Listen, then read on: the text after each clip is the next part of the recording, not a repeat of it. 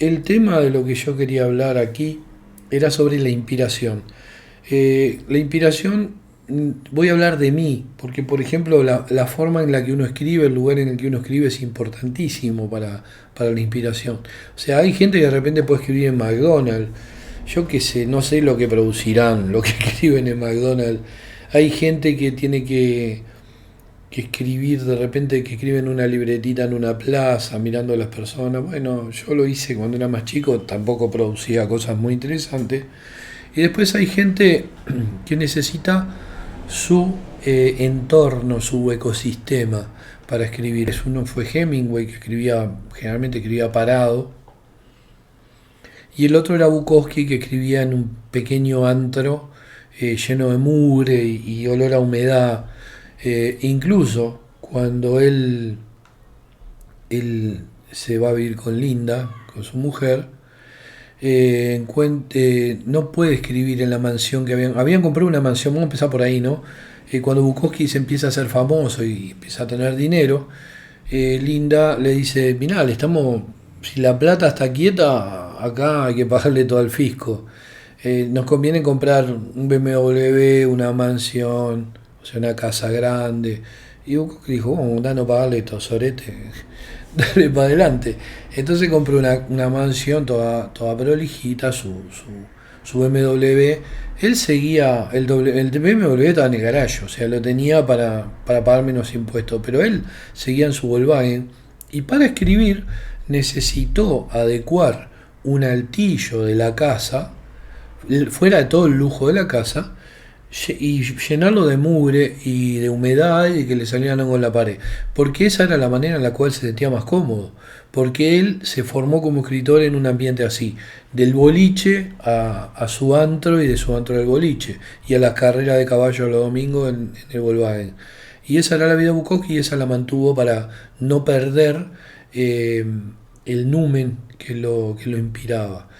Y bueno, en mi caso yo necesito, por ejemplo, mi estudio lo tenía un poco más prolijo y mi esposa que me conoce, Nazarena, que me conoce muy bien, me dijo, no, no querrás contra todo lo que ella le hubiera gustado capaz, no querrás hacerlo más antro para sentirte más cómodo y sí, de cabeza. Y lo hice más antro, me compacté dentro de mi propia oficina, mi propia habitación, me puse en la biblioteca con mis libros favoritos atrás, mi juguete de muñeco, el escritorio con LED, después voy a poner neón, o sea, todo eso a mí me ayuda a inspirarme. Imagino que cada uno tiene una manera en la cual se siente más inspirado y más en su acorde a lo que tiene en su interior. Como por ejemplo, es como que uno extrapole lo que está dentro de la cabeza y lo transforme en algo físico en lo cual se sienta o se para escribir.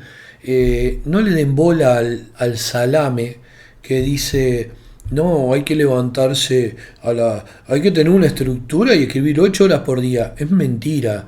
O sea, van a escribir 8 horas de mierda por día. ¿Entienden? O se van a distraer mirando la pared, mirando una mancha, o mirando la tele al costado, o van a hacer cualquier cosa menos escribir. Y si escriben lo que van a escribir va a ser una cagada.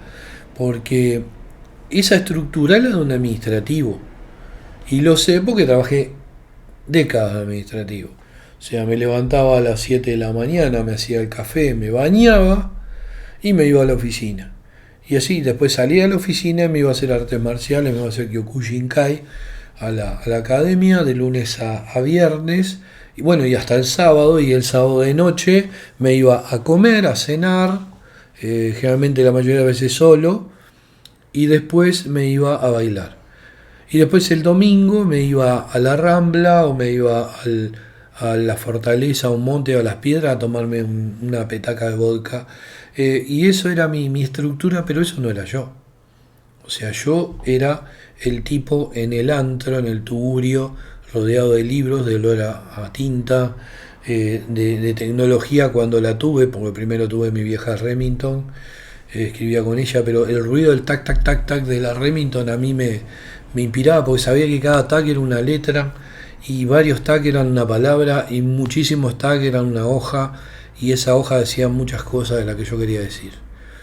Porque escribir es eso, es decir lo que uno quiere decir y no lo que los demás quieren que uno diga. O sea, cuando aparecen esos grupos de fan mal cogidos o mal cogidas y amenazan a un escritor porque mata, como la gorda de Misery, que lo agarra al tipo y lo esclaviza para que haga, porque había matado a su heroína y lo obliga a escribir. Y bueno, y en la novela Stephen King, el tipo escribe la mejor novela bajo ese tipo de presión, la mejor novela de Misery de toda su vida, pero capaz que en ese momento Stephen King no era... O sea, para mí Stephen King no es un gran artista, es un muy buen artesano y es un buen escritor, pero un artista es otra cosa. Un artista para mí es un Arthur Machen, es un Clark Aston Smith, es un Lovecraft.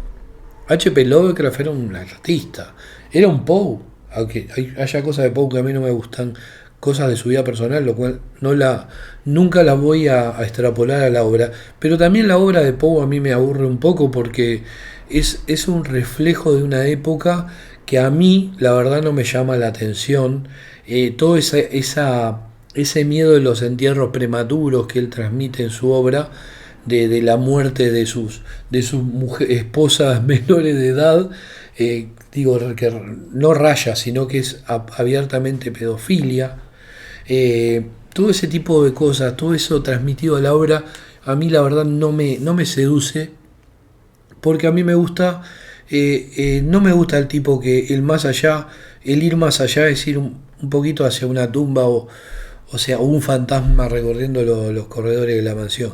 A mí un más allá, aún más allá para mí es lo que hace Machen en el pequeño, perdón, en el Pueblo Blanco o en el Gran Dios Pan.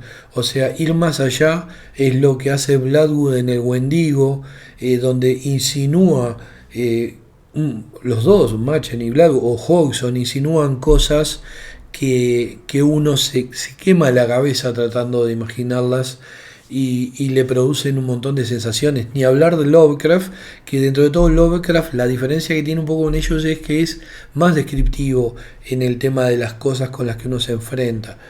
Pero por ejemplo, en el que susurra en la oscuridad, Lovecraft muestra un montón de cosas, pero utiliza más una técnica a lo Arthur Machen que a lo Lovecraft. ¿En qué sentido? En que él tira cosas, como por ejemplo Machen en una de sus obras tira la idea de que aparece una persona muerta y que se fue asesinada con un hacha que tenía una conformación tal que el que la agarraba no la podía sostener bien y utilizarla, porque era como para una mano, para un brazo con articulaciones diferentes a las humanas. Ya con eso el tipo está insinuando un montón, pero un montón. Y a partir de eso, Lovecraft hace algo parecido en el tema de que en el que susurra en la oscuridad, de Whisper in Darkness, o in the Dark, no in Darkness, el, se muestra, por ejemplo, se narra al principio sobre unas cosas que aparecieron flotando en el río y que no eran normales, y después, más que todo, se describen algunas cosas, pero más se insinúa lo que le va a pasar a las personas que terminan siendo sometidas por esa especie alienígena, primigenia. O sea, el tema es de que en ningún momento él hace una descripción completa de lo que le va, de lo que pasa más allá de ese umbral de entre lo natural y lo nuevo, porque no se le puede llamar sobrenatural, porque Lovecraft era un racionalista, era un materialista, o sea, el tipo no en ningún momento habla, si habla de dioses es justamente hablando sobre, tratando de mostrar de que los personajes que hablan de dioses no son personajes muy cultos.